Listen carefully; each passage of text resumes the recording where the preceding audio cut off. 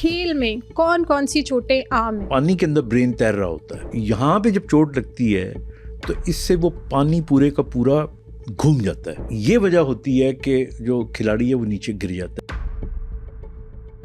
खिलाड़ी ऐसी मेडिसिन लेते हैं, इसका उनकी हेल्थ पे क्या असर होता है? ताकत बढ़ाने के लिए हमारे जो बॉक्सर्स होते हैं या हमारे जो वेट लिफ्टर्स होते हैं वो एनाबॉलिक स्टीरॉइड्स का इस्तेमाल कर लेते हैं बॉडी को मोटा दिखाने के लिए, तो वो खा के उनके पट्टे बन जाया करते थे, लेकिन स्टीरॉइड के साइड इफेक्ट के तौर पे उनके गुर्दे तबाह हो सकते हैं।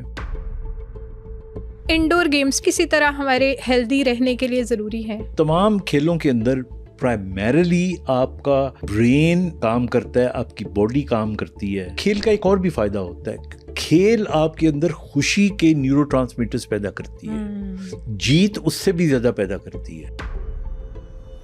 आज के इस एपिसोड में डॉक्टर खालिद जमील, जो कि न्यूरोलॉजिस्ट तो हैं ही, लेकिन उन्होंने खेल पर भी बहुत काम किया हुआ है। खेल, उससे लगने वाली चोटें और उसके इलाज पर एक किताब भी शाया कर चुके हैं। उनसे हम जानते हैं कि खेलों की वजह से हमें बहुत मुख्तलिफ किस्म की चोटें लगती हैं।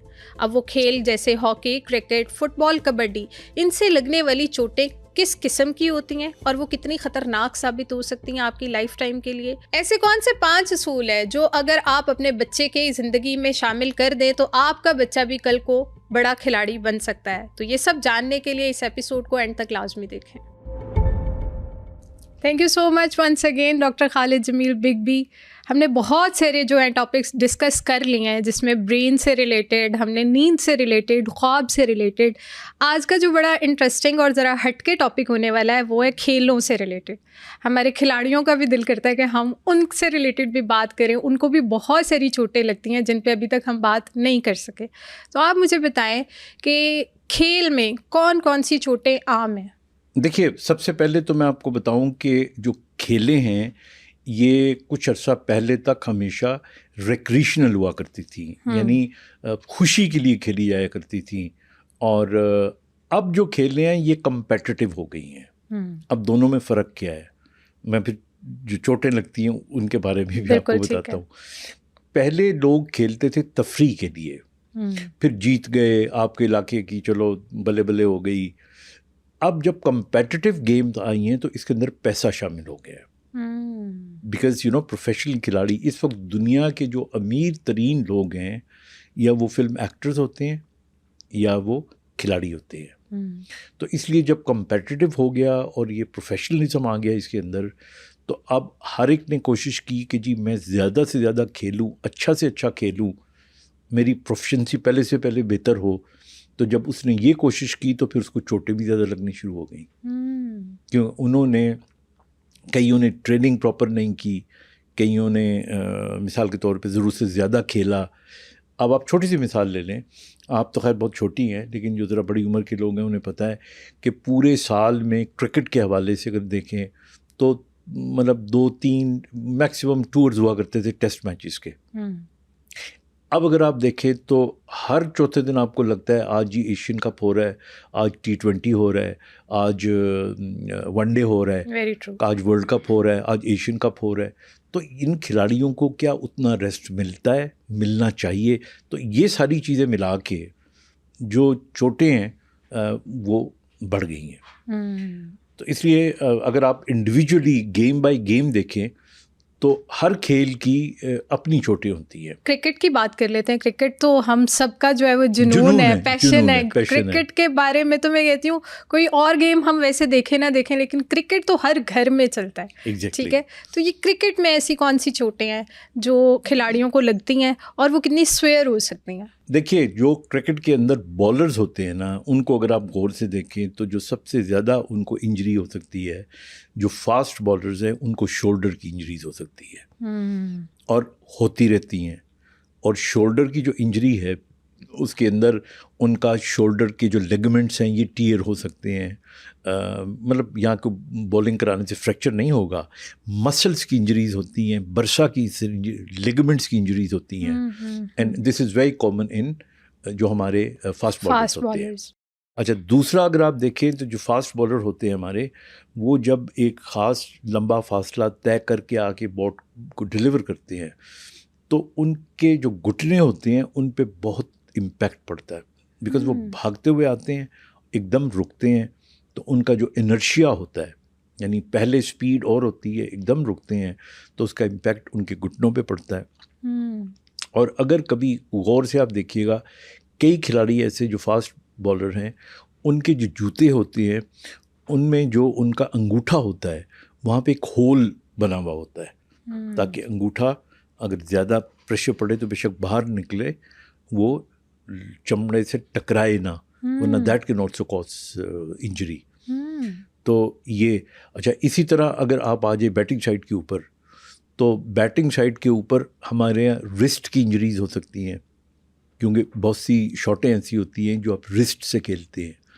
پھر اس کے بعد کمر میں, کیونکہ آپ جھک کے بیٹنگ کرتے ہیں, آپ کی جو پوزیشن ہوتی ہے وہ فارورڈ فلیکشن میں ہوتی ہے, تو کمر بھی, مثال کے طور پہ جاوید میاں داد کا جو بہت ایشو رہا وہ کمر کی درد کا رہا, اور بلکہ مجھے یاد ہے میں نے ان کو ایگزامن بھی کیا ہوا ہے, اور but he is such a strong man.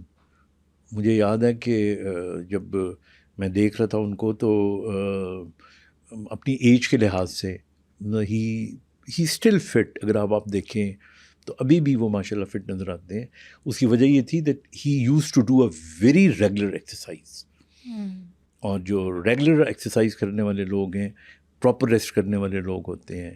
لیکن آپ جاوید میاں داد کا اگر اسپیل دیکھیں تو 2-3 چیزیں بڑے غور سے جو نوٹ کرنے والے لوگ ہیں.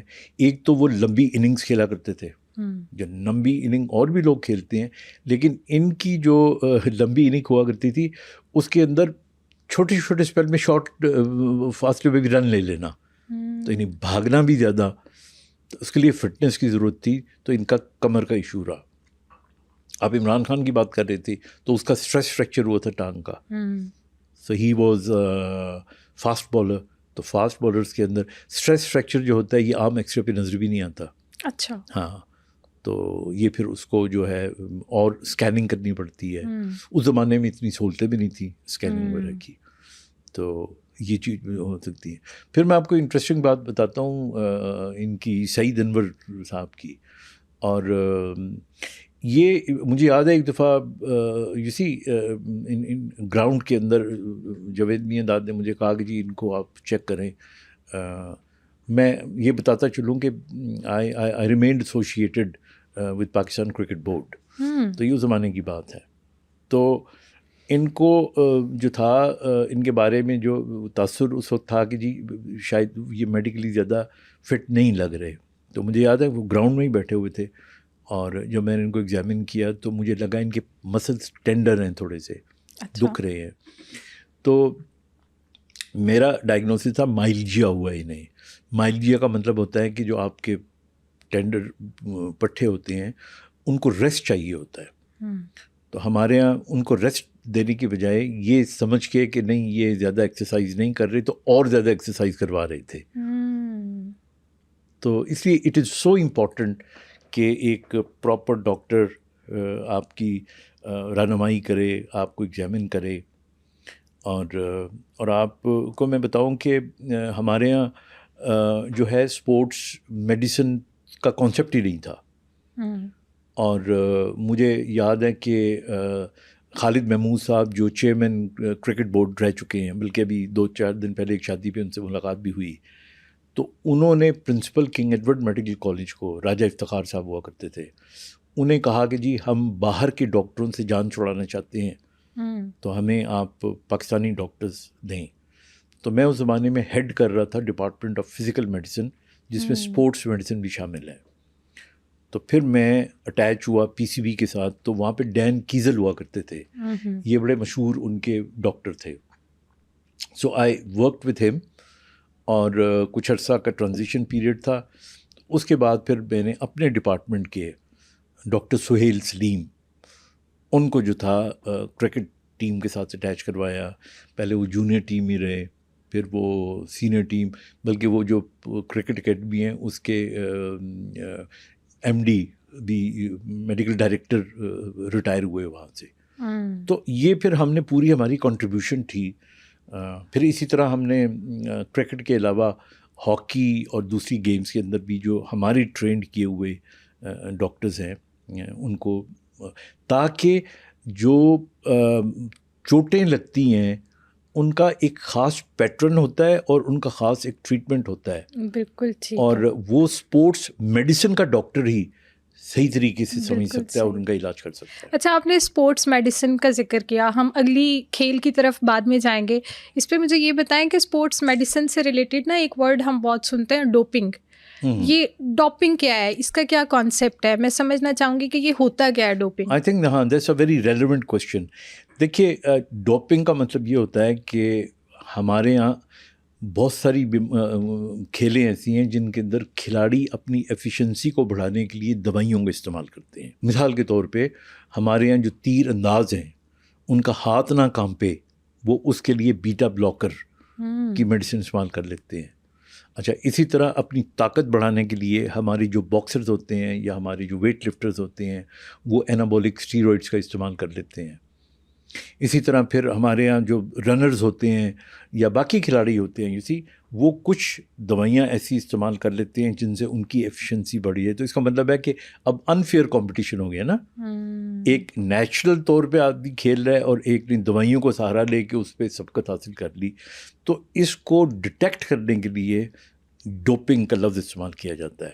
یہ یورین اور بلڈ کے نمونے لیے جاتے ہیں اور ان میں پتہ کیا جاتا ہے کہ یہ شخص جو تھا اس نے کوئی ایسی دوائی تو نہیں کھائی تھی جس کا اس کو فائدہ پہنچا ہو, اور اگر وہ پازیٹیو آ جائے تو اس کو نکال دیا جاتا ہے, یعنی وہ کھیل کا حصہ نہیں ہوتا. ہاں, اب اس میں بہت سے مشہور نام آتے ہیں پوری دنیا میں بھی, باوجود اس کے کہ سب کو پتہ ہے. اس لیے اب جتنے بھی ہمارے کرکٹرز ہوتے ہیں یا ہمارے انٹرنیشنل کھلاڑی ہوتے ہیں ان کو باقاعدہ اولمپکس وغیرہ میں جانے سے پہلے یہ پوری آگہی دی جاتی ہے. اور میں ابھی آپ کو یہ جو اولمپکس ہوئے تھے پاکستان کے, جس کے اندر ہمارے ایک سپوت نے پاکستان کے لیے ریکارڈ بریک کیا تھا. بالکل ایسے. ارشد ندیم کو جو ڈاکٹر انیشلی دیکھ رہے تھے ان کا نام ہے doctor Asad Abbas. And doctor Asad Abbas جو ہے یہ میرے ڈپارٹمنٹ کے اور میرے ٹرینیز میں سے ہیں, and I am very proud of ہم. ماشاء اللہ. اور اسد نے بہت زیادہ کام کیا ڈوپنگ پہ, اور وہ جتنے بھی انٹرنیشنل کھلاڑی ہوتے ہیں ان ساری کی جو ڈوپنگ ہوتی ہے اس کا سارا اسی کے پاس ریکارڈ ہوتا ہے, اور یہ سارا and he is managing. Arshad Nadeem کا بھی جو جب اس کو انیشلی چوٹ لگی تھی تو اس کو انجیکٹ کرنا تھا تو یہ اسد عباس نے کیا تھا. ارشد ندیم کو کیا چوٹ لگی تھی؟ ارشد ندیم کو ٹینس ایلبو ہوا تھا, یعنی کونی کی یہ چیز. اچھا, یہ لفظ تو ہے ٹینس ایلبو, ذہن میں آتا ہے کہ یہ ٹینس کے کھلاڑیوں کو ہی ہوتا ہوگا, لیکن یہ جو ہے نا یہ ہر کھلاڑی کو ہر کھیل میں اگر کونی کے قریب تکلیف ہو تو اب ارشد ندیم کی اگر آپ کھیل دیکھیں تو اس کے اندر تو وہ یوں پکڑ کے پھینکا کرتے تھے نا, تو تھرو کرتے تھے تو یہاں پہ پریشر پڑا کرتا تھا. سچن کا نام آپ نے سنا ہوا ہے, سچن تندولکر. بالکل بالکل. اب وہ کرکٹر ہے, بیٹسمین ہے, اور اس کو یہ جو تھا ٹینس ایلبو وہ بڑا مشہور ہوا تھا that you know he was suffering from that. تو اس لیے ڈوپنگ از ویری امپورٹنٹ. اچھا, جیسے آپ ڈوپنگ کا ذکر کہہ رہے ہیں کہ ہمارے جو کھلاڑی ہیں وہ ایسی میڈیسن لے لیتے ہیں جس کو ڈیٹیکٹ کرنے کے لیے ڈوپنگ کیا جاتا ہے, تو یہ جو کھلاڑی ایسی میڈیسن لیتے ہیں اس کا ان کی ہیلتھ پہ کیا اثر ہوتا ہے؟ لائک ایفیشنسی تو بڑھ جاتی ہے لیکن ہیلتھ وائز کیا نقصان ہوتا ہے؟ اس کے بہت سے نقصانات ہوتے ہیں. مثال کے طور پہ ہمارے یہاں دیکھیں, ہمارے یہاں باڈی بلڈرز اپنی باڈی کو موٹا دکھانے کے لیے بہت زیادہ اسٹیرائڈس کا استعمال کیا کرتے تھے, تو وہ کھا کے ان کے پٹھے بن جایا کرتے تھے, لیکن اسٹیرائڈ کے سائیڈ افیکٹ کے طور پہ ان کے گردے تباہ ہو سکتے ہیں, ان کے جگر تباہ ہو سکتا ہے, اور کئیوں کی سڈن ڈیتھ بھی ہوئی ہے. They had sudden death. تو اس لیے جو ہے نا اٹ از ویری امپورٹنٹ کہ آپ نیچرل غذا استعمال کریں, نیچرل قسم کی ایکسرسائز کریں, اور صرف مقابلہ جیتنے کے لیے جو مصنوعی طریقے ہیں ان کو آپ استعمال نہ کریں. یہ ویسے بھی ان ایتھیکل ہے اور بایولوجیکلی ہیلتھ کے لیے بھی ٹھیک نہیں ہے. جیسے آپ نے میڈیکیشن کا ذکر کیا کہ یہ میڈیکیشن تو ایسی لیتے ہیں، ڈفرینٹ اسٹیرائڈس لے لیتے ہیں، اس کے علاوہ بھی یہ کوئی ایسی مصنوعی چیزیں کرتے ہیں لائک خود کو اسٹرانگ کرنے کے لیے یا ایفیشنسی بلڈ کرنے کے لیے کوئی اور آرٹیفیشیل چیزوں کی طرف جاتے ہیں؟ دیکھیے وہ تو بہت سے طریقے ہو سکتے ہیں، لیکن جو چیز منع ہے وہ میڈیکیشن منع ہے، میڈیکیشن منع، ہاں۔ لیکن باقی دیکھیے ہر کلچر کا اپنا ایکسرسائز کرنے کا طریقہ ہوتا ہے، اور وہ طریقے جو ہے وہ اپنانے چاہیے، اور ان طریقوں میں بعض اوقات وہ کچھ نقصان دہ بھی ہو سکتے ہیں۔ مثلاً آپ پہلوانوں کو دیکھ لیں، اب ہمارے یہاں جو ٹریڈیشنل پہلوانی ہے اس پہلوانی کے اندر اگر آپ دیکھیں تو وہ جو اکھاڑا ہوتا ہے اس کو کھودا کرتے ہیں بیلچوں سے، کئی سے، پھر اس کے بعد اس کے اوپر اپنی کمر کے ساتھ کوئی چیز باندھ کے اور بہت ویٹ اس کے اوپر لوگوں کو بٹھا کے تو اس کو وہ کھینچا کرتے ہیں تاکہ ان کے پٹھے اسٹرانگ۔ تو یہ مختلف طریقے ہیں، بیٹھ کے لگانا، ڈنٹ نکالنا، اور یہ اس وقت کے کھیل کی ڈیمانڈ تھی۔ لیکن یہ تو فائدہ مند بھی فائدہ مند ہے، یہ فائدہ مند ہے، یہ ہمارے کلچرل لوکل چیزیں ہیں نا۔ لیکن ماڈرن میڈیسن میں اس کی جگہ اب مشینوں نے لے لی ہے، تو لیکن مشینوں نے اگر جگہ لے لی ہے تو پھر وہ انڈر سپرویژن ہونا چاہیے۔ آپ اگر ٹریڈ مل کرتے ہیں تو کتنی کرتے ہیں، کس سپیڈ سے کرتے ہیں، اگر آپ جم میں جا کے ٹریننگ کرتے ہیں تو کتنی ٹریننگ کرنی چاہیے، یہ انڈر سپرویژن ہونا چاہیے۔ اگر آپ اس کو اوور یا انڈر کریں گے تو فائدہ نہیں ہوگا، اوور کریں گے تو نقصان ہو جائے گا۔ اچھا، ہم نے کرکٹ کی بات کی، ابھی جیسے آپ بتا رہے ہیں کہ پہلوانی میں یہ سارا کچھ ہم کرتے ہیں کہ ہم اس کو باندھ کے تو کھینچتے ہیں تاکہ ہمارے مسل اسٹرانگ ہو، تو کبڈی اور یہ جو پہلوانی ہے اس میں بھی بہت چوٹیں لگتی ہوں گی، آبویسلی وہ تو کھیل ہی ایسا ہے، تو اس کی چوٹوں کے بارے میں بتائیں کہ اس میں کون کون سی چوٹ لگتی ہے اور اس کا پھر ریکوری کتنے ٹائم میں ہو جاتی ہے؟ دیکھیے اس میں 3 کھیلوں کو اکٹھا کر لیتا ہوں۔ ایک تو پہلے نمبر پہ باکسنگ، کبڈی اینڈ ریسلنگ۔ اچھا، باکسنگ کے اندر آپ نے دیکھا ہوگا کہ اکثر جو ناک آؤٹ ہوتے ہیں، یعنی آپ نے دیکھا نا مکے تو ایک دوسرے کو مارتے رہتے ہیں، اور جب وہ ایک دوسرے کو مکہ مارتے ہیں تو ظاہر ہے وہ چوٹ لگتی ہے۔ سب سے جو جگہ تھوڑی خطرناک ہوتی ہے، ناک ہو گیا ہمارا، لیکن سب سے جو خطرناک جگہ ہے وہ چن ہوتی ہے۔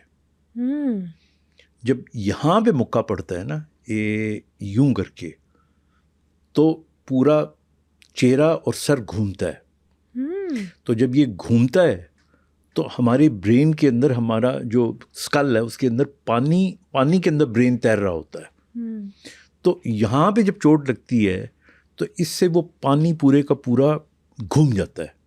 اچھا، اور یہ وجہ ہوتی ہے کہ جو کھلاڑی ہے وہ نیچے گر جاتا ہے۔ اور اکثر آپ دیکھیے گا کہ ناک آؤٹ ہونے کے بعد جب گرتا ہے کھلاڑی تو وہ گن رہے ہوتے ہیں 1 2 3 کر کے، تو وہ اٹھنے کی کوشش کرتا ہے تو اس کا بالکل یوں ہوتا ہے، اس کو سمجھ نہیں آ رہی ہوتی میں کہاں ہوں، بیکاز اس کا دماغ پھرا ہوا ہوتا ہے اس وقت، دماغ ہی بلر ہو گیا۔ ہاں، تو this is the most dangerous way to knock out somebody by hitting at the chin۔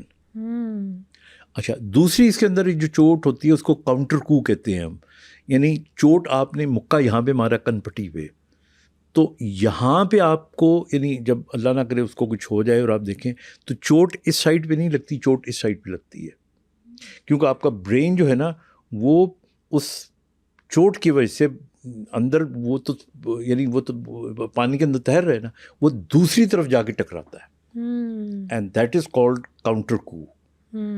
تو یہ 2 چوٹیں جو ہے، پھر ناک کی ہڈی کی چوٹ بڑی کامن ہے، کانوں میں، آنکھ میں، تو یہ چھوٹی موٹی، but these are the 2 important جو کہ ہاں۔ اور محمد علی قلعے کو اگر آپ دیکھ لیں تو محمد علی قلعے کی جو پوری کھیلنے کی ٹیکنیک تھی، اگر آپ جو لوگ باکسنگ کے وہ رہے ہیں، اینڈ مجھے اس لیے بھی زیادہ پتہ ہے باکسر، میں بلکہ ہمارے جو فوج کے اندر کیڈٹ کالجز کے اندر میں بیسٹ لوزر تھا، اور بیسٹ لوزر ایک بہت بڑا ٹائٹل ہے۔ اچھا، ہاں، کیونکہ میں نے اپنی کتاب میں بھی ذکر کیا ہے، ہمارے یہاں جو ایک لڑکا تھا جو مجھ سے بہت اسٹرانگ تھا، اس نے پورے کالج کو چیلنج کیا، تو ظاہر ہے سب ڈرتے تھے، تو میں نے ایکسیپٹ کر لیا اور مجھے پھونک دی میرے جونیئرز نے، کہ وہ آرمی میں بڑا ہوتا ہے فوج میں کہ آپ کو نا جو آپ ذرا اچھے کوئی عہدے پہ ہوتے ہو نا تو آپ کو جو نیچے اسٹاف ہوتا ہے بوسٹ اپ مل رہا ہوتا ہے. انہوں نے کہا نہیں سر کچھ نہیں ہوتا,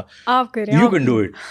تو میں اس کے پاس گیا تو میں نے کہا یار میں نے اب ایکسیپٹ کر لیا تو تم نے زیادہ مارنا نہیں ہے مجھے. دوست ہی ہوتے ہیں سارے. تو اینی وے تو ہم رات کا وقت تھا, رنگ میں اترے تو وہ کھیل میں کہیں غلطی سے ہو سکتا ہے اس نے نہ بھی کوشش کی ہو, میرا کوئی مکہ لگ گیا ہوگا اس کو. تو اب اس نے تو غصے میں آ کے میں ہر کوئی 10 سیکنڈ کے بعد تھڑپ کر کے نیچے گر جاتا. تو انہوں نے کھیل رکوانے کی کوشش کی تو میں نے کہا نہیں میں اب ہار نہیں مانوں گا. تو 3 راؤنڈ تھے تو میں تینوں راؤنڈ میں نے لڑے. اور وہ پھر اینڈ میں جو ریزیلینس کہلاتی ہے نا, ظاہر ہے جیت تو وہ گیا لیکن مجھے انہوں نے بیسٹ لوزر کا ٹائٹل دیا. یہ فوج میں دیا جاتا ہے کہ بھائی ہی سچ اے اسٹرانگ مین کہ اس نے اتنی مار کھانے کے بعد بھی یہ ہار نہیں اور 3 راؤنڈز کھیلے, لڑتا رہا. امیزنگ. تو اس لیے مجھے تو تھوڑا سا اس کا ایکسپیرینس بھی ہے. اچھا دوسری جو کھیل آپ نے پوچھا کشتی ہو گئی.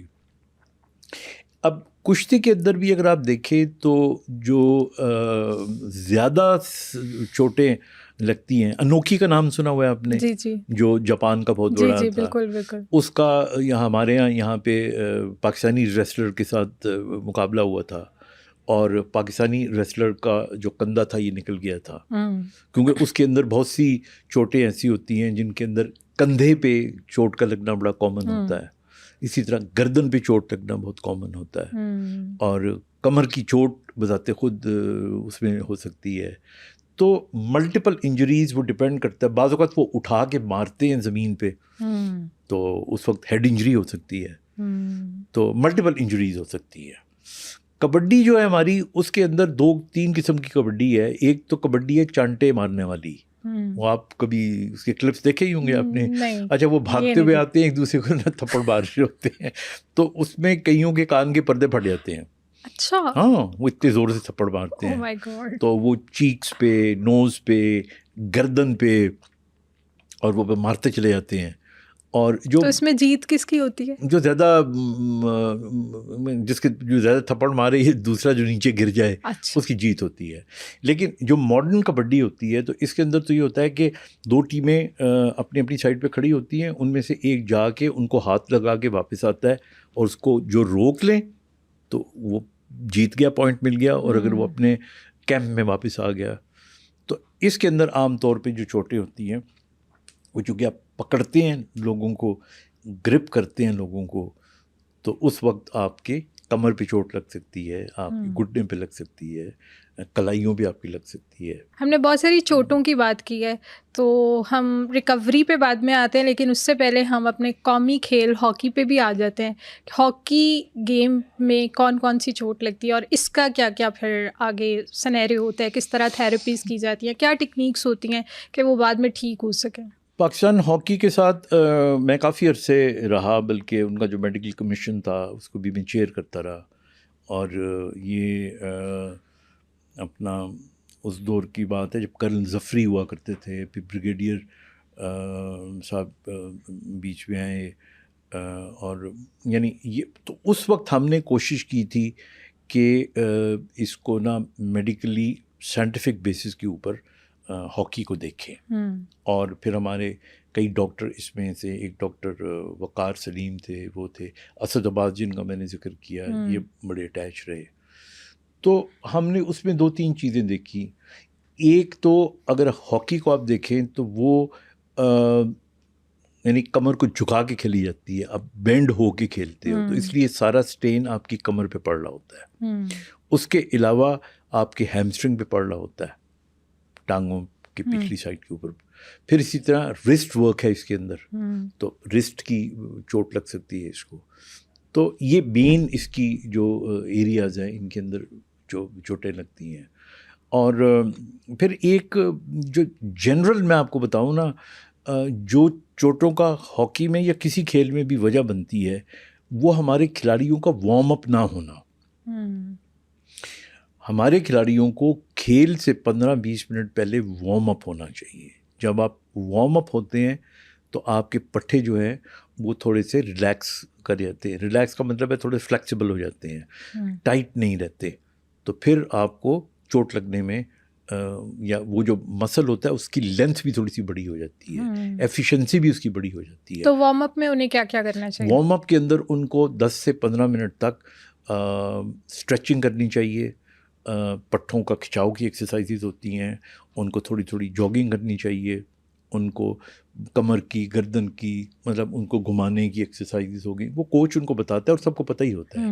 اب ہمارے یہاں ہوتا ہی ہے, مجھے یاد ہے جیسے کرکٹ ہے تو ہوتا ہی ہے, ہاکی ہوگی, جو بڑے کھلاڑی ہوتے ہیں یہ بعض اوقات مطلب کھیل کھیل کے تنگ آ چکے ہوتے ہیں بس تھوڑی سی واجبی ایکسرسائز کی. لیکن I would appreciate Wasim Akram despite the fact کہ وہ ڈائبیٹک, اس نے کبھی بھی جو وارمنگ اپ یا جو بھی سیشنز ہوتے ہیں ان کے اندر بڑھ چڑھ کے ہمیشہ حصہ لیا, اور وہی اس کی فٹنس کا سب سے بڑا راز تھا اور ہے. تو اس لیے وہ ڈائبیٹک بھی ہیں. ہاں ڈائبیٹک بھی, پھر بھی وہ ان ساری چیزوں کو سیریس لیتے ہیں اور پھر اپنی ہیلتھ کا اس طرح خیال کرتے ہیں. تو ہاکی کے اندر جو ہے ایک تو یہ بڑا امپورٹنٹ ہے کہ فاسٹ, اچھا ہاکی جب سے ایسٹرو ٹف پہ آئی ہے تو آپ سمجھے نا کہ اس کی جو سپیڈ ہے وہ 3 ٹائم زیادہ ہو گئی ہے.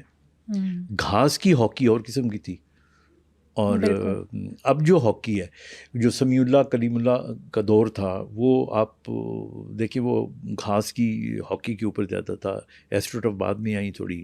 شناز شیخ کا نام سنا ہوگا آپ نے, وہ he was a great Pakistani captain of the hockey. میں نے ان کے ساتھ بھی کام کیا ہوا ہے with the Pakistan team, hockey team کے لیے.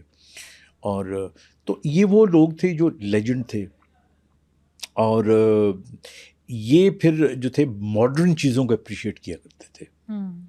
ہمارے یہاں تو جو پرانا طبقہ تھا وہ تو بعض اوقات جو کھلاڑی تھے ان کو پانی بھی زیادہ نہیں پینے دیا کرتا تھا. ان کے خیال میں تھا کہ پانی پئیں گے تو پیٹ آفر جائے گا, حالانکہ اسی جو ہائیڈریشن جن کی ٹھیک نہیں ہوتی ان کو ویسے انجری لگنے کے امکانات زیادہ ہو جاتے ہیں. So you should give them. ابھی آج کل خواجہ جنید جو ہیں, ہی از ویری اولمپئن بھی ہیں, he is a very good friend also, and he has been with Pakistan team. یہ ماڈرن قسم کے لوگ ہیں, they understand sports, they understand sports medicine. اور میں تو بلکہ آپ کو اسی پروگرام کے توسط سے بتاؤں کہ اسپورٹس میڈیسن کے اندر میری پہلی کتاب 2000 میں شائع ہوئی تھی. اس کا نام تھا کھلاڑی چوٹ اور علاج. اچھا. سو آج سے 25 سال پہلے میں نے یہ کتاب لکھی تھی, اور یہ جنرل توقیر ضیاء صاحب کے دور میں اس کی انوگریشن ہوئی تھی. اور یہ 2000 کے تھوڑے سے یعنی 2001-2 اس دور کی بات ہے یہ. اور اس زمانے میں انہوں نے کہا تھا کہ ہر کرکٹر جو ہے اس کا جو کٹ بیگ ہے اس کے اندر یہ بک ہونی چاہیے. تو پھر اسپورٹس میڈیسن میں ہم نے باقاعدہ MBBS کے بعد 4-4.5 سال کا FCPS کا کورس بھی شروع کیا, یعنی دس کالڈ فزیکل میڈیسن PMR کہتے ہیں اس کو. تو اس لیے ابھی تو ماڈرن خطوط پہ کام ہونا شروع ہو گیا, بہت سے ماشاء اللہ ڈاکٹرز آ گئے ہیں. اور کیونکہ صرف چوٹوں کا علاج ہی نہیں ہوتا, ان کی پریونشن بھی اتنی امپورٹنٹ ہوتی ہے. بالکل, اسی پہ میں آنے لگی تھی کہ ہم نے چوٹ پہ بات کر لی, ہم نے علاج پہ بات کر لی, لیکن ایسی تھیراپیز بھی ہوتی ہوں گی, ایسی ٹیکنیکس بھی ہوتی ہوں گی کہ ہمیں پہلے انہیں گائیڈ کرنا پڑے کہ بھئی اس چیز سے یہ چیز ہو سکتی ہے, یہ پرابلم آپ کو فیس کرنی پڑ سکتی ہے, آپ اس سے بچ کیسے سکتے ہیں. تو پریونشن کے لیے کیا آپ لوگ بتاتے تھے یا سمجھاتے تھے یا گائیڈ کرتے تھے کہ بھئی یہ پریونشن آپ لوگوں نے خود کرنی ہے اپنے جسم کی, اپنے سارے پارٹس کی؟ دیکھیے جو ہمارے اسپورٹس مین ہوتے ہیں نا, ان کے اندر سب سے پہلے جو سب سے امپورٹنٹ چیز ہوتی ہے وہ ہوتی ہے will to play and a passion to play. اور کھلاڑی جو ہے نا تبھی بڑا کھلاڑی بنتا ہے جب اس کے اندر زبردستی تو اس کو کھلایا نہیں جا سکتا. مطلب if he lose to play he will play. اب جب آ گیا کہ جی اس نے کھیلنا ہے تو پھر اس کو 3-4 اصول تمام کھیلوں کے ایک ہی ہیں. پہلا اصول جو ہے اس کا وہ تو یہ ہے کہ آپ چاہے کھیلیں یا نہ کھیلیں, یعنی ٹورنامنٹس میں ہوں یا نہ ہوں, اپنی فٹنس پہ کمپرومائز نہیں کرنا. ہمارے کئی دفعہ ہوتا ہے نا, آپ نے ایک سیزن گیم کی اور کرنے کے بعد پھر آپ 2-3 مہینے کے لیے ریسٹ پہ چلے گئے. That's wrong. آپ نے اپنی باڈی کو ٹیون اپ رکھنا ہے. کسی وقت بھی آپ دوبارہ گیم میں واپس آ سکتے ہو. تو اس لیے ایک تو اپنے آپ کو ریگولر اسپورٹس کمپٹیشن سے پہلے ٹریننگ اور قسم کی ہوتی ہے, پھر جب اسپورٹس کا وہ ٹورنامنٹ ختم ہو جاتا ہے تو پھر ٹریننگ اور قسم کی ہوتی ہے. تو ایک تو یہ بہت امپورٹنٹ ہے. نمبر 2, آپ نے اپنی ڈائٹ کا خیال رکھنا ہے. جب آپ مثلا ڈائٹ کے اندر جو ہے وہ تینوں چیزیں بہت امپورٹنٹ ہے, protein, carbohydrates and fats and of course vitamins and other things also. لیکن جب آپ ایکٹیولی گیم کھیل رہے ہوتے ہو تو ان دنوں کے اندر آپ کو کاربس کی زیادہ ضرورت ہوتی ہے, بیکاز وہ انسٹنٹ انرجی آپ کو دیتی ہے. تو اس لیے ڈائٹ اس کے مطابق ڈیزائن کی جاتی ہے. لیکن جب آپ درمیانی پیریڈ میں ہوتے ہو, گیم کھیل چکے ہوتے ہو, آپ کا پروٹین لاس ہو چکا ہوا ہوتا ہے, کچھ آپ کی فیٹ لاس ہو چکا ہوا ہوتا ہے, تو پھر آپ کی جو ڈائٹ ہوتی ہے وہ تھوڑی سی چینج ہو جاتی ہے. تو یہ ساری چیزیں آپ کا جو نیوٹریشنسٹ ہوتا ہے وہ آپ کو ایڈوائز کرتا ہے. تو اس لیے چوٹ سے بچنے کے لیے regular exercise, training, balanced diet, پانی کی کمی نہ ہونا ایکولی امپورٹنٹ. اینڈ ان سب چیزوں سے بڑھ کے جو ہے وہ آپ کی مائنڈ پاور ہے. بیکاز میں یہ دیکھتا ہوں کہ ہمارے ہاں جتنے بھی میچز ہوتے ہیں نا, کبھی غور سے آپ دیکھیے گا, انفارچونیٹلی کچھ خاص مثلا جب پاکستان انڈیا کا مقابلہ ہوتا ہے تو اتنا زیادہ پریشر ہوتا ہے بالکل کھلاڑیوں پہ, ہم پہ اتنا پریشر ہوتا ہے. بالکل ایسا. اور آپ نے یہ بھی دیکھا ہوگا کہ اگر وہ پہلے, یعنی میں کرکٹ کی بات کر لیتا ہوں, پہلے 2-3 اوور میں پاکستان اچھا کھیل گیا تو پھر بلے بلے پاکستان جیتتا ہی چلا جائے گا. اور اگر پہلے 1-2 اوور میں 2-3 وکٹیں گر گئی ہیں تو پھر تو بس یہ ساری گیم پھر مائنڈ پاور کی ہے. کیونکہ اس وقت پھر جو ہے نا ذہنی طور پہ آپ گھبرا جاتے ہو. آپ جب گھبرا جاتے ہو, حوصلہ ہار جاتے ہو, تو پھر آپ گیم ہار جاتے ہو, آپ جنگ ہار جاتے ہو. تو اس لیے it is very important sportsman کے لیے کہ ان کی جو مینٹل فٹنس ہے وہ ہونی چاہیے. اچھا, اگر جیسے آپ نے بتایا کہ 2-3 وکٹیں گر جاتی ہے تو آپ کا مائنڈ جو ہے وہ بہت زیادہ ڈر جاتا ہے, گھبرا جاتا ہے اور آپ گیم ہار جاتے ہو, تو ایسی سچویشن میں پھر انہیں کیا کرنا چاہیے؟ کس طرح اپنے مائنڈ کو دوبارہ سے وہ بوسٹ اپ کریں اور وہ انرجیٹک فیل کریں اور وہ کہیں نہیں ابھی بھی کچھ نہیں ہو سکتا, ہم جیت جائیں گے؟ آپ اس کا مقابلہ کر کے دیکھ لیں نا, آسٹریلیا کو دیکھ لیں, باقی بہت سے ملکوں کو دیکھ لیں, ان کے اندر کافی ڈاؤن ہونے کے باوجود پھر 2 کھلاڑی اڑ جاتے ہیں آ کے اور وہ پھر میچ نکال لیتے ہیں. اس میں بہت سی فیکٹرز ہیں, اس میں صرف یعنی آپ کی ٹریننگ اور اس کا نہیں ہے. ہمارے یہاں جو ہمارا کھلاڑی ہوتا ہے نا, اس کو ایک دم خوف پیدا ہو جاتا ہے کہ اب میں نے پرفارمنس نہیں کی, اگلے میچ میں نکال دیں گے. یہ نہیں ہونا چاہیے. ہمارے کھلاڑی کو آپ اس کا حوصلہ جو ہے نا گراؤنڈ میں جانے سے پہلے توڑ چکے ہوتے ہیں. آپ اس کے اوپر اعتماد کریں. آپ کو کھلاڑی کو پتا ہو کہ یہ سیزن تو میں نے کھیلنا ہی کھیلنا ہے. اچھا برا تو ہو جاتا ہے نا, تو وہ پھر اس خوف کے مارے اور زیادہ برا اور کنفیوژن میں شکار ہو جاتا ہے کہ یار میرا کی بنے گا, کیونکہ اس کی روزی روٹی بھی اس سے جڑی ہوئی ہے. جو میں نے شروع میں کہا تھا نا, یہ کمپیٹیٹو گیم ہو گئی ہے نا. بالکل. تو اسے پتہ ہے کہ جی کہاں پہ مثلا میں کروڑوں کھا رہا ہوں, ایک ایڈ مجھے مل جاتا ہے تو مجھے کروڑوں روپے مل جاتے ہیں, تو یار میرا کی بنے گا. تو اسی جب انسان یہ سوچتا ہے نا میرا کی بنے گا, چاہے وہ اسپورٹس مین ہو چاہے وہ بزنس مین ہو, تو پھر اس کا کچھ نہیں بنتا. تو اس لیے اس کو جاب سیکیورٹی ہونی چاہیے یا اسپورٹ سیکیورٹی ہونی چاہیے, نمبر 1. اینڈ نمبر 2, اس کو he should have a very strong belief. اب کھیلوں کے اندر جس کی نرو اسٹرانگ ہوتی ہیں, ہمیشہ وہی جنگوں میں اور کھیلوں میں, کھیل بھی تو جنگ ہے نا, بالکل, جن کی نرو اسٹرانگ ہوتی ہیں وہ جیت جاتے ہیں. تو اس لیے نرو اسٹرانگ کرنے کے لیے آپ کو ایک تو بہت زیادہ شاباش کی ضرورت ہوتی ہے, ایک آپ پہ ٹرسٹ کی ضرورت ہوتی ہے. آپ کو پتہ ہو کہ میرا بورڈ یا جو میری آرگنائزیشن ہے وہ مجھے سپورٹ کر رہی ہے, اور آئی ول گیو مائی بیسٹ. اب اتفاقی طور پہ بھی بہت سی چیزیں ہو جاتی ہیں نا. بالکل. تو اب جاوید میانداد کا جو چھکا تھا, آپ سوچیں نا, جو انڈیا کے خلاف اس نے دبئی میں مارا تھا, تو 1 بال رہ گئی تھی اور 4 رن چاہیے تھے. اینڈ یو سی اب وہ ایسے معجزے ہو جاتے ہیں. اور پاکستان کے بارے میں تو ویسے ایسا نیشن مشہور ہے نا, جب ہم کرنے پہ آتے ہیں تو ہم سے آگے کوئی ہو ہی نہیں سکتا. اور پھر جب ہم نہیں کرنے پہ آتے ہیں, دیکھا ہے, ہاں آپ دیکھ لیں, ہم نے تو ریسنٹلی دیکھا ہے پاکستان جب کرنے پہ آتا ہے پھر تو ہو ہی جاتا ہے. بلکہ مسلمان ان جنرل جو ہے نا, اگر آپ دیکھیں, مطلب ہمارے ہاں تو لیڈرشپ کی اتنی خوبصورت مثالیں موجود ہیں مسلمانوں میں. میں کھیلوں کے علاوہ اگر بات کروں تو آپ خالد بن ولید کو دیکھیں, آپ ویری ٹرو, طارق بن زیاد کو دیکھیں کہ وہ جا کے سارے اپنے جہاز جلا دیتا ہے کہ میں نے تو اب واپس یا میں نے جیتنا ہے, میں نے واپس جانا ہی نہیں. تو یہ جو محاورہ ہے کشتیاں جلا کے, تو یہ اس کو مسلمانوں سے زیادہ بہتر کوئی نہیں سمجھ سکتا.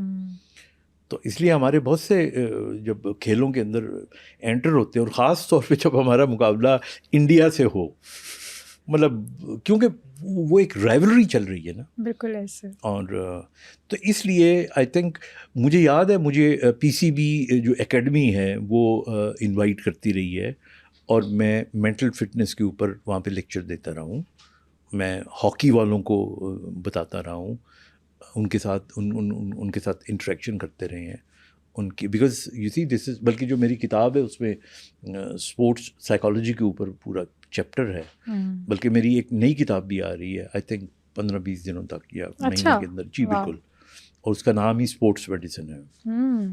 تو ہمارے یہاں پروفیشنل بیسس پہ کام شروع ہو چکا ہے, جو کہ مزید ہونا چاہیے.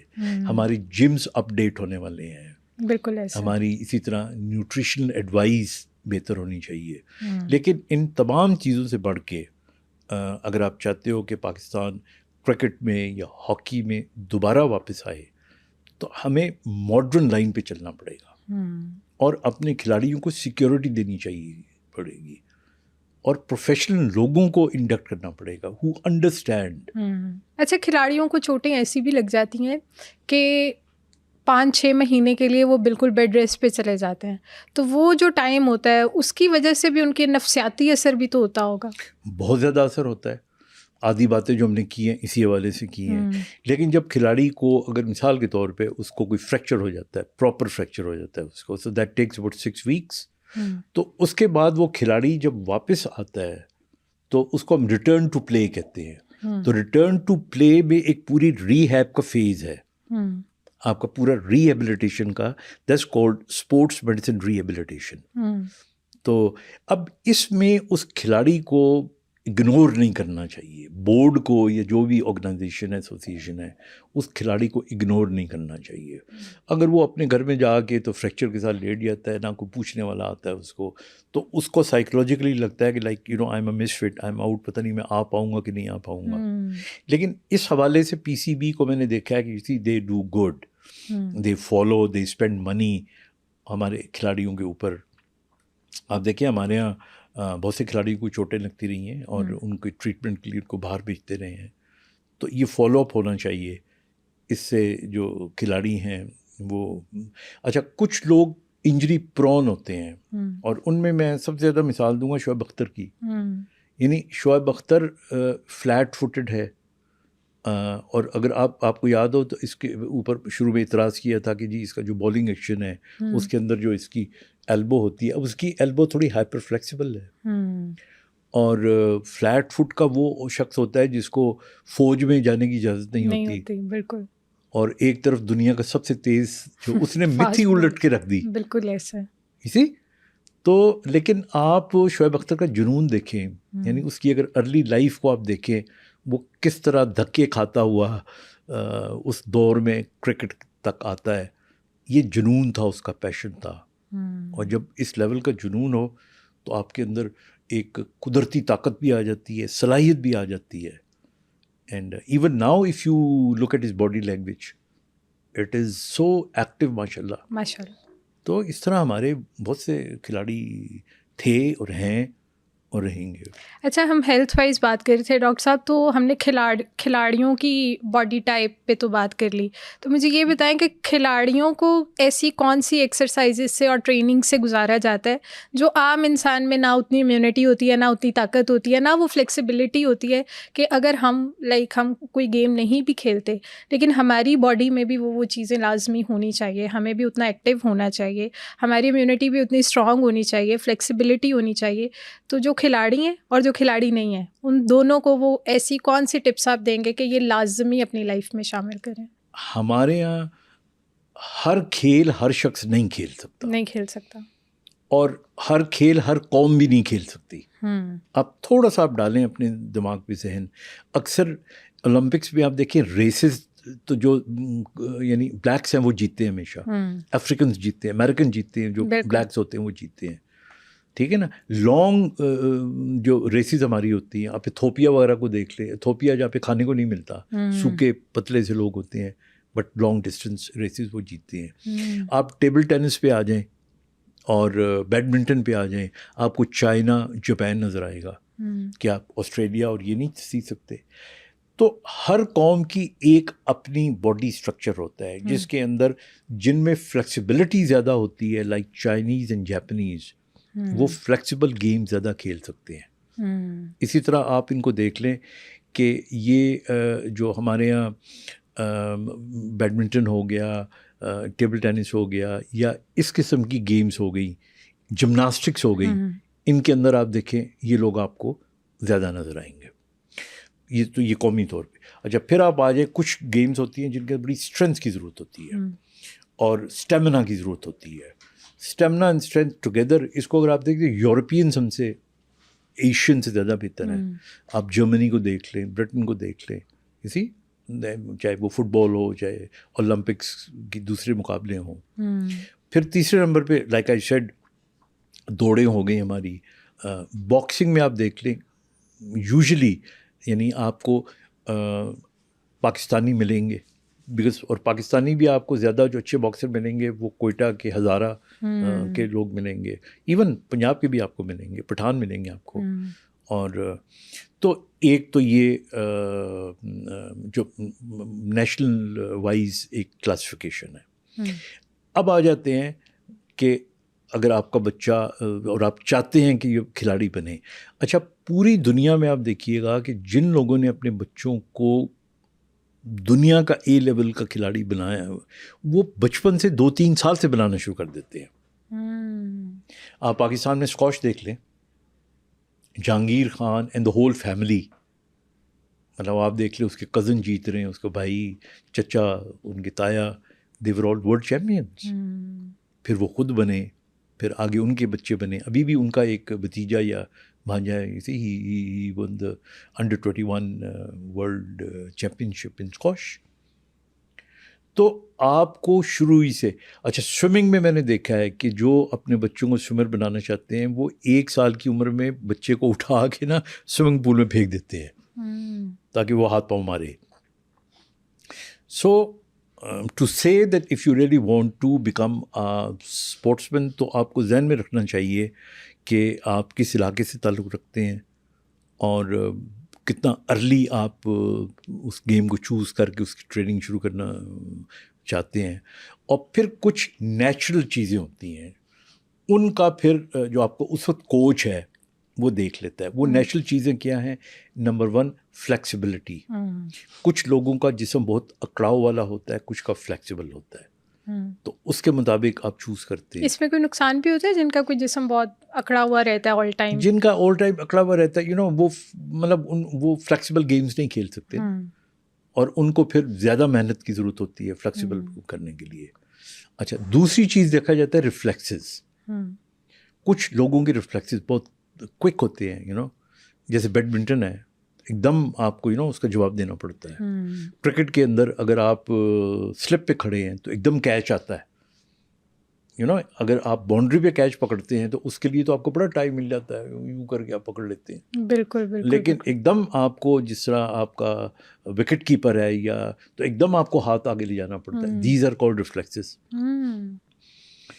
تو تیسرا ایجلٹی, ایجلٹی کا مطلب یہ ہوتا ہے کہ آپ اس میں کوئک سے بھی زیادہ ہوتا ہے آپ رسپونڈ کیسے کرتے ہیں. یعنی آپ کی باڈی میں ایک دم جو ہے نا کسی چیز کو کسی کام کو کرنے میں ایک دم طاقت آتی ہے اور آپ ایکٹیو ایک دم ہو جاتی ہو. That's called agility. تو یہ 3 چیزیں بڑی کامن ہوتی ہیں, تو یہ دیکھی جاتی ہیں. اور میں آپ کو مثال دیتا ہوں اس کی, جیسے انضمام الحق. انضمام الحق کو اکثر اس کے بارے میں مشہور کیا ہوا ہے کہ یہ رن آؤٹ ہوتے تھے, اور واقعی ہوتے تھے وہ, اور اس کی وجہ یہ ہوتی تھی کہ شاید سست ہے, لیکن ہی واز ویری ایجائل. ان کو سلپ پہ کھڑا کیا جاتا تھا اور کیچ پکڑتے ہوئے اسی دیٹ مینس کہ ان کے ریفلیکسز بہت اچھے تھے.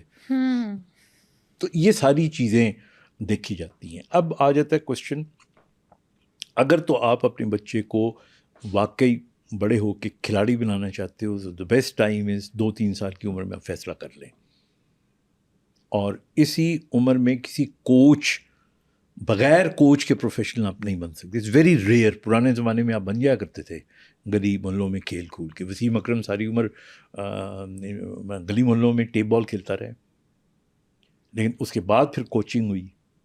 مزنگ کے اندر یہ لوگ کھیلتے تھے. ابھی بھی ہمارے سارے کھلاڑی یہیں سے آتے ہیں, لیکن بہت سی کھیلیں ایسی ہیں جن کے اندر یو نیڈ پراپر کوچنگ. تو اس لیے یو نیڈ ٹو ہیو بہت ارلی اسٹیج پہ. نمبر 2 کوچنگ ہونی چاہیے. پھر کوچنگ کی ایڈوائس کے ساتھ میڈیکل ایڈوائس, پھر خوراک کیسی کھانی ہے, ورزش کیسی کرنی ہے. عام لوگوں کے لیے فٹ رہنے کے لیے, ان کے لیے یہ ہے کہ آپ نیند اپنی پوری کریں, اور کوئی نہ کوئی گیم ضرور کھیلیں اگر آپ فٹ رہنا چاہتے ہیں, اور گیم وہ کھیلیں جس میں آپ کو مزہ آتا ہو. ایک ہوتا ہے زبردستی کھیل کھیلنا. اف یو لائک کرکٹ تو پلے کرکٹ. اگر آپ ہائر لیول پہ نہیں کھیل سکتے, گلی محلے میں آپ کھیل سکتے ہیں, you should play cricket. Football کھیلیں, آپ ہاکی کھیلیں. ہاکی تو کم ہی آج کل لوگ کھیلتے ہیں بیکاز بالکل. سو میں تو یہ کہتا ہوں, ایون میں آج کل مثلاً I can't walk without anybody support, لیکن میں نے گھر میں جو ہے نا ابھی ہٹایا ہے, سنوکر ٹیبل رکھا ہوا تھا. اچھا. ہاں, اب سنوکر کا ٹیبل کا سہارا لے کے آئی یوز ٹو پلے سنوکر. تو میں اپنی وہ ٹیبل کے ہی اگر آپ 20-25 چکر لگا لو تو آپ کی ایکسرسائز ہو گئی, ایکسرسائز ہو جاتی. اور پھر اس کا ایک اور فائدہ یہ ہوا کرتا تھا کہ میں جو اپنے دن کی شروعات ہیں وہ سنوکر کی گیم سے کرتا تھا, اور میں کھیلا کرتا تھا اپنے ڈرائیور کے ساتھ جس کو سنوکر زیادہ اچھا کھیلنا نہیں آتا, تو میں اس سے جیت جایا کرتا تھا. تو میرا دن جو تھا وہ جیت سے شروع کہ میں جیت گیا ہوں, اب میرا دن اچھا جائے گا. واو. تو یہ یعنی ہمارے مینٹل پیس کے لیے بھی بڑا امپورٹنٹ ہوتا تھا. وہ پھر جو میرا ڈرائیور لیکن آپ بڑی گیم, آپ اس کے ساتھ گیم کرتے تھے. میں نے گیم ڈالی تھی, لیکن بعد میں وہ اتنا تیز ہو گیا, وہ میرے ساتھ ہی کھیل کے اس کو مجھے ہرانا شروع کر دیا. تو اچھا, ہم نے یہ بات کی کہ آؤٹ ڈور گیمس ہم جتنی بھی کرتے ہیں وہ ہمیں مینٹلی بھی فٹ رکھتی ہیں, فزیکلی بھی فٹ رکھتی ہیں, جو کہ اچھی چیز ہے. تو اگر کوئی کھلاڑی نہیں بھی بننا چاہتا تو اسے بھی کوئی نہ کوئی گیم لازمی کھیلنی چاہیے. تو جیسے ہم انڈور گیمس پہ بھی آ جاتے ہیں, تو یہ بھی کسی طرح ہمارے ہیلدی رہنے کے لیے ضروری ہے. ایبسلیوٹلی. جو کھیل ہے نا, آپ لوڈو کھیل لیں, آپ کیرم کھیل لیں, یہ شطرنج کھیل لیں آپ, تو ان تمام کھیلوں کے اندر پرائمریلی آپ کا برین کام کرتا ہے, آپ کی باڈی کام کرتی ہے, آپ کو بہت سی, اور دوسرا کھیل کا ایک اور بھی فائدہ ہوتا ہے, کھیل آپ کے اندر خوشی کے نیورو ٹرانسمیٹرز پیدا کرتی ہے, جیت اس سے بھی زیادہ پیدا کرتی ہے. تو اس لیے to be happy you can play. Even computer game آپ کھیلتے ہو, وچ آئی ڈونٹ انکریج لڑکوں کو, بچوں کو.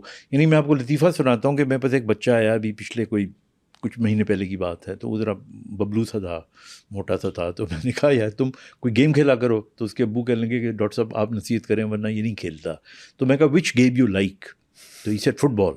میں کہا آج کے بعد 1 گھنٹہ فٹ بال تم نے کھیلنا ہے. تو وہ جب 3-4 مہینے کے بعد آیا دوبارہ چیک کرانے, اور موٹا ہوا تھا. تو میں نے کہا یہ تو اور موٹا ہو گیا ہے, تو تم گیم نہیں کھیلتے؟ کہتا ہے uncle I swear I play, you said for 1 hour, I play for 2 hours. تو میں کہا کون سے گراؤنڈ میں کھیلتے ہو جا کے؟ نو آئی پلے آن دا ٹیبل. تو ہمارے یہاں تو آج کل بچوں کو نا فٹ بال کھیلنی ہے, کرکٹ کھیلنی ہے, وہ سارے ٹیبل پہ کھیلنا شروع کر دیتے ہیں. They should go in the grounds. اور اس کا سب سے بڑی جو وجہ ہے وہ ہمارے اسکول اور کالجز ہیں. ہمارے کوٹھیوں میں کالجز بن گئے ہیں, چھوٹی چھوٹی جگہوں میں اسکول بن گئے ہیں, گراؤنڈز ہی نہیں ہیں. آپ دیکھیں جس زمانے میں ہم پڑھا کرتے تھے, ابھی میرا بیٹا ماشاء اللہ he is a doctor, he is in America and he is a consultant. تو ایچسن کالج سے اس نے کیا, اور تو وہاں پہ جیسے ہماری اسپورٹس کمپلسری ہوا کرتی تھی, دے ہیڈ ٹو, رائڈنگ کرنی ہے تو they have to do riding. Sports شام کو, دوپہر شام کو جو ہوتی تھی اس کے لیے ہم لے کے جایا کرتے تھے, اس کو لے کے آیا کرتے تھے. اور اس کا پھر رزلٹ یہ ہے کہ وہ ڈاکٹر تو اپنی جگہ پہ اچھا ماشاء اللہ بن گیا, لیکن اسپورٹس اس کے ساتھ چلی. And I am very proud to tell you that might be a news for you also. وہ he is such a good rider کہ دنیا کی جو سب سے لمبی گھوڑوں کی دوڑ ہے, کین یو گیس کتنی لمبی ہوگی؟ No, I can't. 100 kilometers or 200 kilometers, 1000 kilometers. Oh my God. 1000 kilometre لمبی گھوڑوں کی دوڑ. دیٹس کالڈ, وہ ایک ڈربی ہے, منگول ڈربی. یعنی چنگیز خان نے منگولیا سے جو سفر کیا تھا اس روٹ کے اوپر 1000 کلومیٹر, اور پوری دنیا کے 54 کنٹریز میں نے حصہ لیا تھا.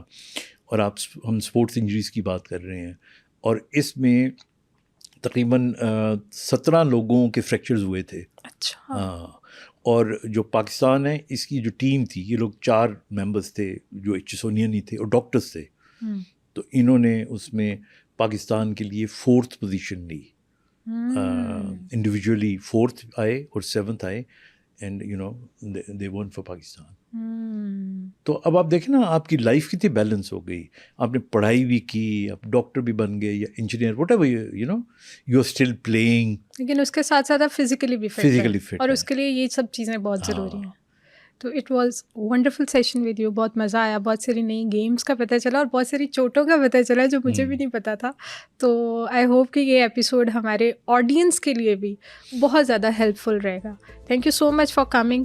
بہت ہی اچھا سیشن آپ کے ساتھ ہمیشہ رہتا ہے. Thank you. جزاک اللہ. آئی ہوپ کہ آج کی ایپیسوڈ آپ کو اچھی لگی ہوگی, اور اگر آپ کا کھیل سے ریلیٹڈ یا کھیل سے لگنے والی کسی بھی چوٹ سے ریلیٹڈ آپ کا کوئی بھی سوال ہے تو آپ ہمیں کامنٹ سیکشن میں بتا سکتے ہیں. میں بہت ہی محنت اور ریسرچ کے بعد ڈفرینٹ ڈاکٹرز کے ساتھ ہیلتھ وائز کانٹینٹ بناتی ہوں. اگر آپ کو میرا کانٹینٹ ویلیویبل لگتا ہے تو سنو پوڈ کاسٹ ہیلتھ کو سبسکرائب کریں.